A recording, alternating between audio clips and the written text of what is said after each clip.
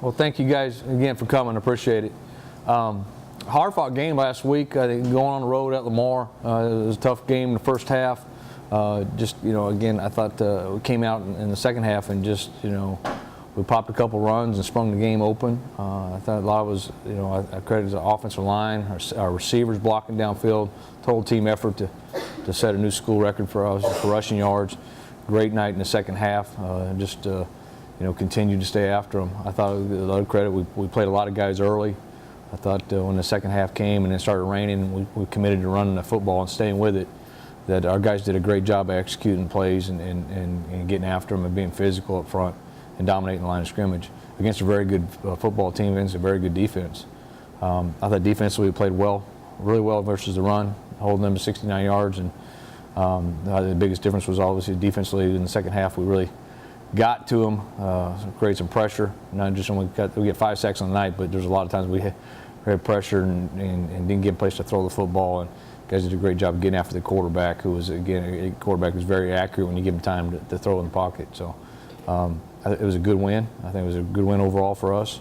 Go on the road and win in the fashion we did in a physicality play. And it obviously sets up a huge game versus UCA. That's one thing we know about winning is that the more you win, the bigger the games get. And we've been down this road before, and we've been in a situation, so we understand what's in front of us, that this is a huge game, and I'm thankful really to have it at home and have the home field advantage. I think we'll be huge in this ball game, especially in homecoming. I think we'll have a great crowd, and the way our fans have responded in the past, I think this will be a very tough place for somebody to come in here and play. And I'll open it up for questions. When you looked at film on the game from Saturday, I know one thing that I noticed was that in the second half, it seemed like the offensive line and defensive line, just the play in the trenches, really picked up, and that's when the difference really came for your team. Yeah, I agree. I mean, I think we dominated the line of scrimmage on both sides of the ball in the second half. Being able to run the football and like I said, and be able to stop the run and get after the quarterback the way we did.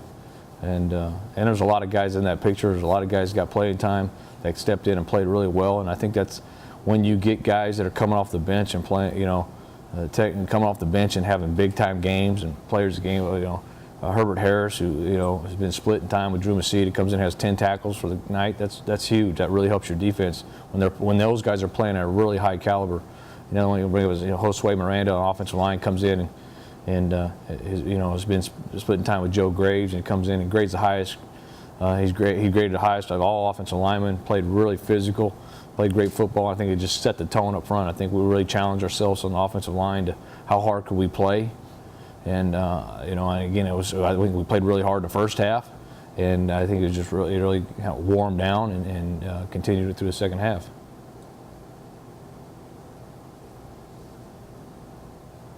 Kind of touches on the concept that you talked about. You won games a lot of different ways this week. Maybe it was the offense, while the defense played well too before this run. But more than anything, it seems like the way you guys win games is to wear people down with your depth. And this was another case where the fourth quarter, you guys, were the dominant team, and it really speaks to that advantage that you guys have developed with depth. Yeah. Well, and I think our coaches do a great job. I think coaching those guys and getting guys ready to play, and that's that is our philosophy. Is that we're here to set a tempo, and some of you can, if it's a tempo you're not used to playing at, you can play it for a while, but if you're not used to doing that every week, it wears on you, and it's hard to stay with that for 4 quarters. So, there's plenty of things we got to clean up. There's things we got to do better, and we can play a lot better than we are. I don't think we've even began to hit our stride, how good we're capable of playing, but I think we are finding ways to win ball games, but when you do it on the road, especially, that's huge. Part of your thought process about not hitting your stride is not getting off to better starts in the first half.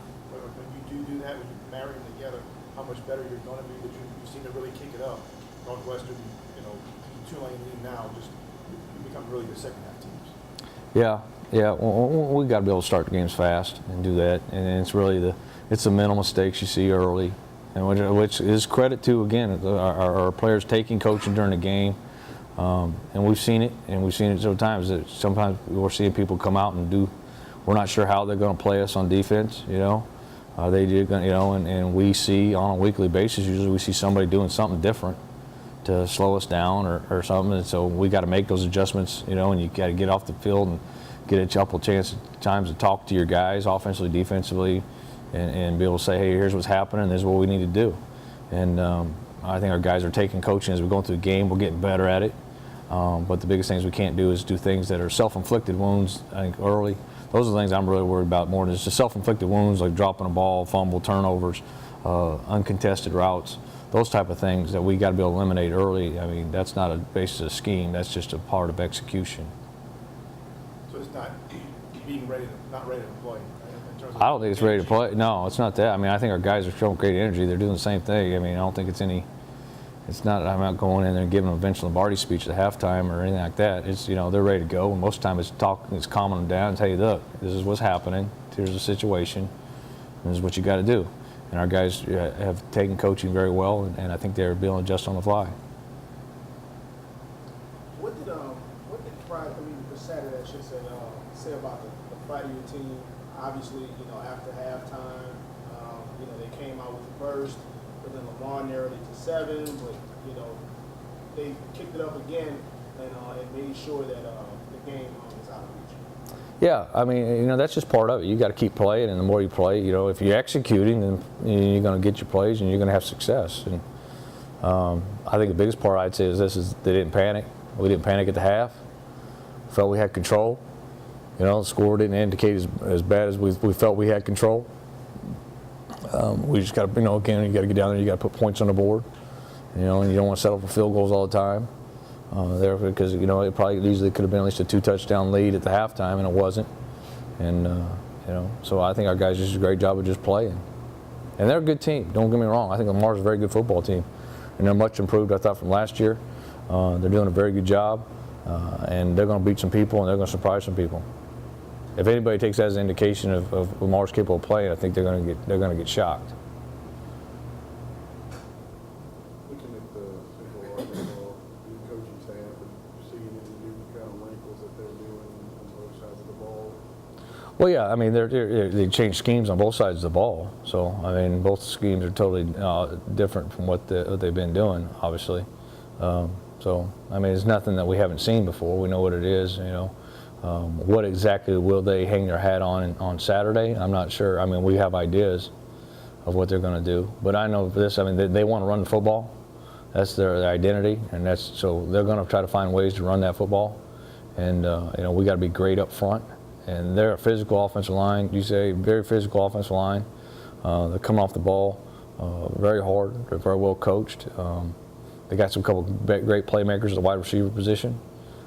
So you know they're a damn good offense, and obviously they're doing it. They're scoring 40 points a game. That's, you know, and you know, defensively, I think they're you know, we see great defensive lines in the Southland Conference. I mean, that's one of the things that's probably a mark that every week you go in, everybody's got some tremendous talent up front, and this is no different. UCA's got their front sevens is really good.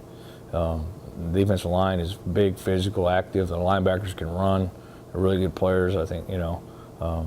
But you know, we got to execute and see who's the better team on Saturday. How do they utilize 13 and 15? Just, you know, Well, it gives a little more of a run element. The other guy was more of a bigger passer. Just how yeah, Howard is 13. And Howard is probably the more handles more of the passing duties, whereas Reed 15 is more of a doing the quarterback run game, quarterback power, the option game with him. And trying to get him out there and run, and they get you an extra blocker that way and be able to run the football and keep you honest on defense. Is it easier to defend a two-quarterback team because maybe you get a sense of what might be coming? I don't know if it's easier because you got to have two game plans. When one's in, this is what they're doing. When this one's in, this is what they're doing. You know, when you know, and they both can run. Don't get me wrong, they both can run and they both can throw. So. I don't think it's not going to make that much of a difference in what they do. So.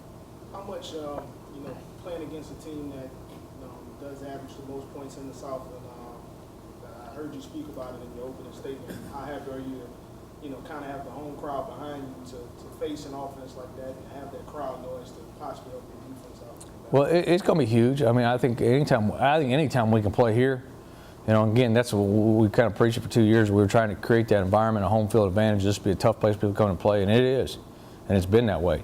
So I think that part of it, you really got chalked up to us. That's in our favor.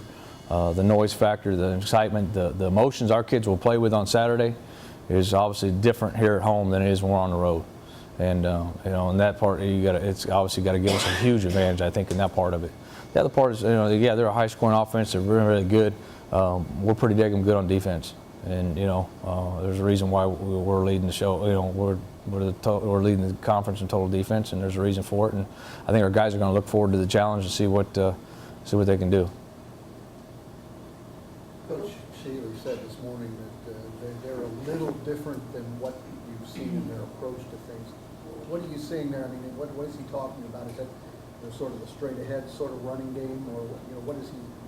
Can you get an idea what he might have been referring to? No.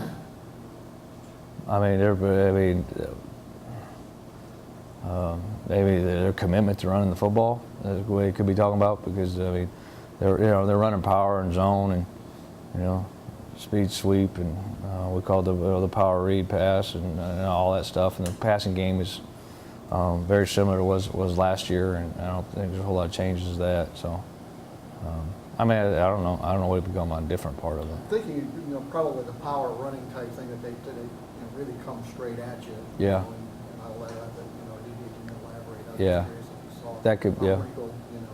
Well, most of today you see now these spread offenses, everything's east and west, and there's not a whole lot of downhill coming at you to come get you. I think it's one of the things probably separates us from everybody else, is everything's not east and west. We're gonna come at you and try to be physical at the point of attack. We're spread, yeah, we spread it around and by formation, but we're gonna try to be physical and come at you and run the football. I think they're very similar. I think they're very similar to us, probably offensively. Yeah. With the GCA's defense, 11 interceptions, what are they doing to make that kind of thing happen? Pressure the quarterback. I mean, you got the 90 Woodard. I'm sorry, I don't want to butcher his name, but he's a great player. I mean, he's phenomenal, and he's harassing quarter. I mean, if you get in third and long, you better know where he's at, and you got to get more than one on him. He's probably one of the best pass rushers in the conference. And if he's not sacking them, he's harassing them, he's knocking them down, and that's probably, we always say the best pass defense is a pass rush. When he's down, or he's knocked down, or he can't throw the ball in time, he can't do things.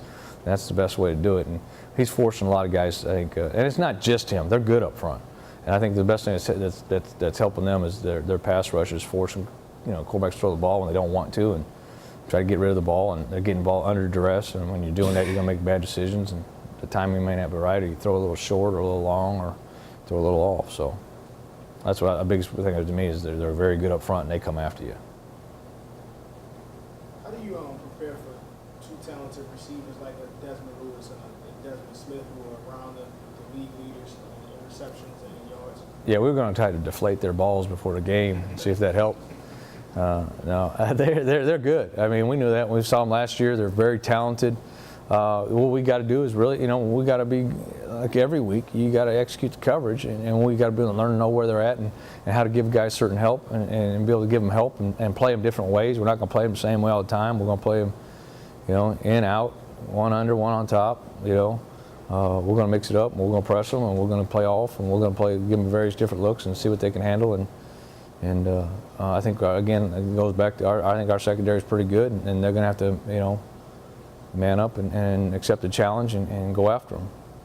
And I was going to say, when facing two wide receivers like that, how much does it help to have the depth that the Lions have? Well, it'll be huge, because I think on that part of it, it is every week. It's a big advantage to be able to have guys, Harlan Miller back, Denzel Thompson, Derek Raymond, Ryan Seegers. Those guys, at the corner position, they're very talented, and again, that it helps drastically. And they're going to have to play well, because these guys are both really good. Harlan started Saturday night. Yeah. Kind of telling maybe that you took the reigning player of the week and benched him? Huh? No, well, actually, Denzel started on the other side. Oh, he started on the other Yeah, he side. started on the other side. And then those three really split the reps, Right, so they just right. kind of rotated in and out. Okay, You know what I mean? okay. So, yep. But, yeah, I mean, that's it. I mean, we got talented players, you know, so I think they're accepting it. And hopefully, you know, we get rotated, and it prevents the opportunity for them to get wore down, and they can be able to play, you know, at the peak of their game. That's what you want. You would rather play, you know, 45 snaps at the peak of your game than play 70 snaps and, you know, 20 of them you're pulling up the reins and you're not playing as hard as you can because you're trying to save yourself. That's, you know what I mean, that hurts us all. So I think that depth allows us, even our guys out there, each one that hits the field, to play harder. Don't worry about getting tired. We got somebody. If you're tired, we'll get somebody in there for you. Is there a matchup you find particularly intriguing about or telling about this game? The wide receivers on your DBs is really interesting, but their offensive line against your defensive line. So I think that's probably the matchup. Is that the one? Yeah. I think their O-line plays extremely hard.